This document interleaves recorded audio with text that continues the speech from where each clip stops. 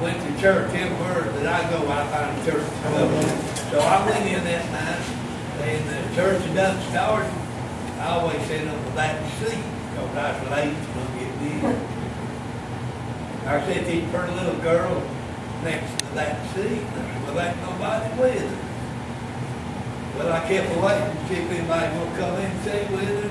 Nobody did, so I just reached up and touched her on the shoulder. I said, can I come up and sit with you? She said, yeah. I've been sitting with her 55 years.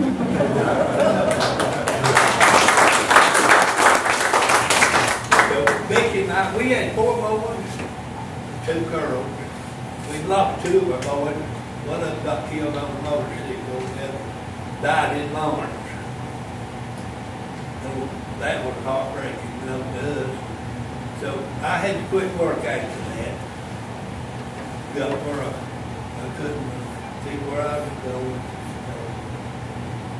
I stayed home. That's when the flood came. Becky, then she said, what are we going to do? She said, everybody's coming and asking for help. I said, why don't you go on out there and do what you need to do? I'll stay home and keep it chill. So she did. Like Pete said, she went to Washington. She was on radio, she got TV, she did magazines, she did paper, and so she got to be a part of it, not people real like it. There wasn't no regulations on strip mining, you know, back that time. She did, she went and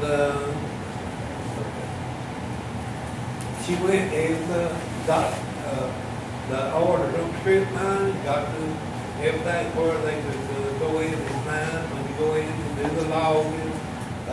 So she got all that passed in Washington, D.C. And so I stayed home and took care of the children. And then when the flood started, we was in the flood too. And come through my house, it was 4.5 foot deep that come out of the holler where we was at. And in Harlan, where the water was at 17.5 feet, like Brother John was talking about, Mississippi, when you look at it, you was looking where we lived. Because the water come out and it wound up in Harlan area, 17.5 feet deep right in town. Well, it went on the lower part that you got, like in Pineville, and that 50 mile, it was 25 feet deep. But anyway, we went from that to try to get the strip mining. Becky started the traveling then, went and got the rules and regulations. Well, they said to all the families, we didn't have nowhere to meet. So when we just went to the school, we went to the churches, and asked them, could we use the building? So they come. We asked them, what could we do to get the strip mining to come back in and help pay the people what they lost. You know, they got up in all the houses, lost all the furniture. And so we finally worked that out and got people help bring cranks and cable wood and there. So after we got that took care of, a lot of people said, well, what are we going to do about reclaiming the mountains? Getting the creeks dredged out. Becky said, well, we're fixing to work on that tonight. I'm going to Franklin and see if we can get the people to come back in here and dredge the creeks out, in which she did. She worked it out. They come in and dredge the creeks. They said, well, what about the mountains? She said, that is her next problem. So she went back, got the reclamation on the mountain, had them come in, and they took dozers and went back and hauled the dirt and rock stuff back, filled in where, and it was used strip mining. And you take and push the coal, the rock and dirt over the mountain. They got the coal, and we got the mud and the rock. Good trade-off, huh? That was a good trade-off. Well, in our yard, we had the dozer in there 4 times pushing the mud out of our yard. And well, she worked the money out of it. They call it Office of Surplus Mining. You know, they see them, and it's Office of Surplus Mining. And they came in, they put all that reclaiming and sowed the grass.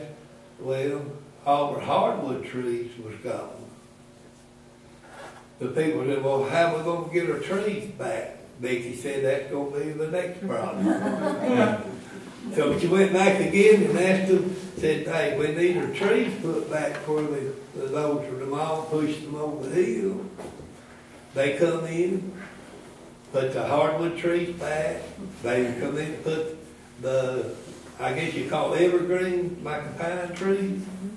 They come in and put all of that back. They sowed it in grass.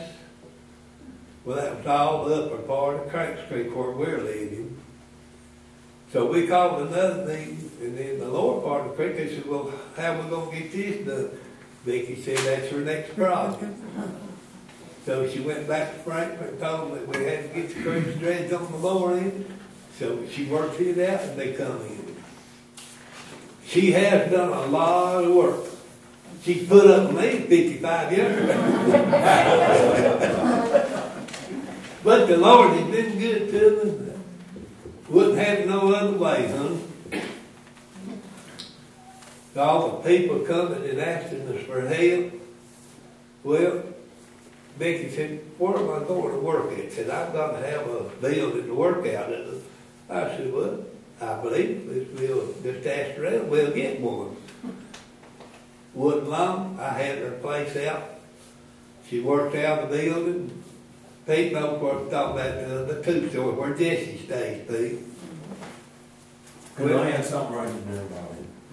What? The building he's talking about is right beside the kitchen there, and Robert, his eldest son, told me, he said, this man built that himself after he had to quit working with a handsaw, and imagine with his hands.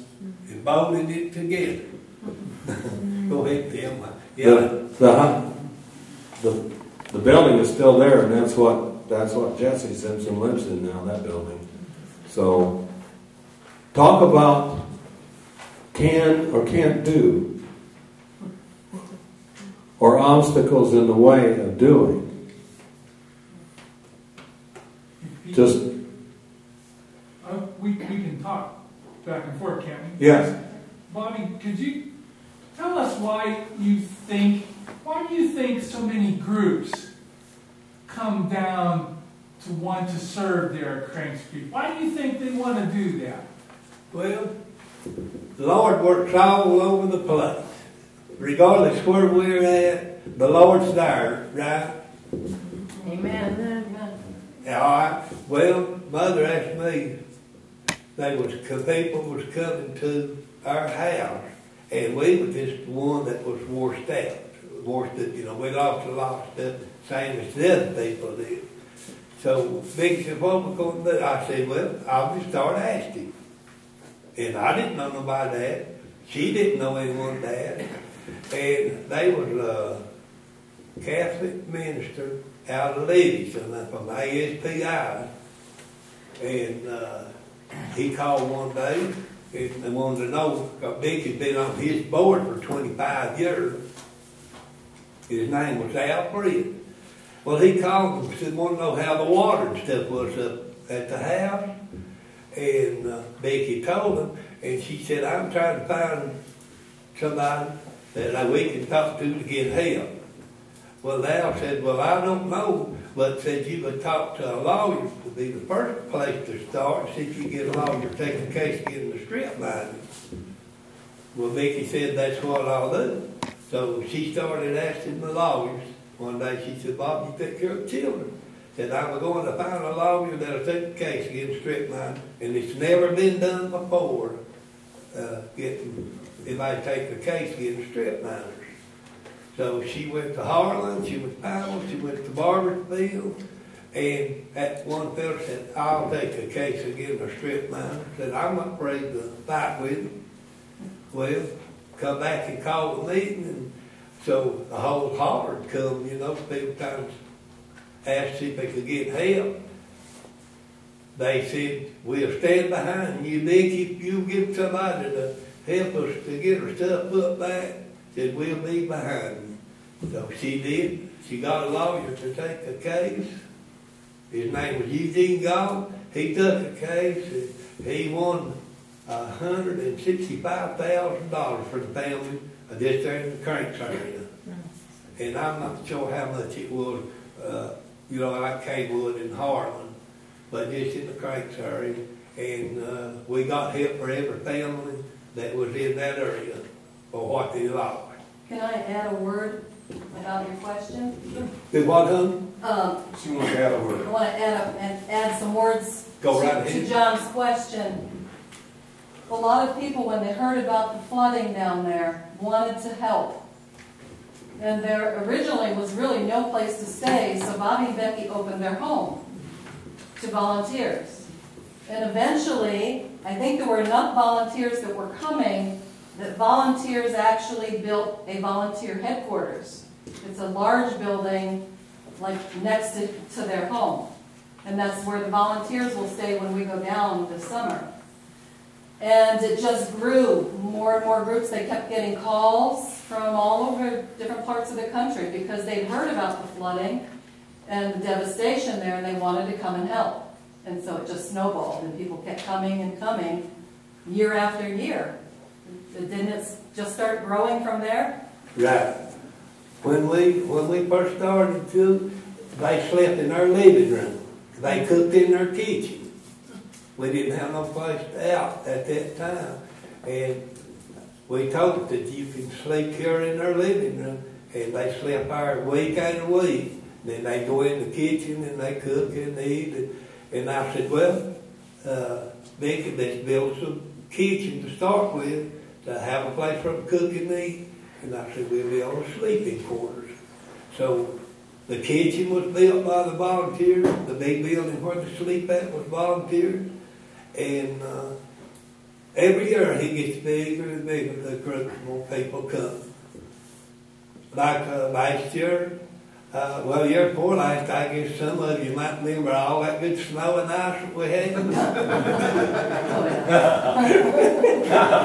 All the electric went out for 6 days. All the water was gone. Me and Pete run up that road in my camper. Got caught in the trees. Got caught in the trees and couldn't get by. We'd go down in the ditches. And That was an adventure. yes, it was cold, wasn't it?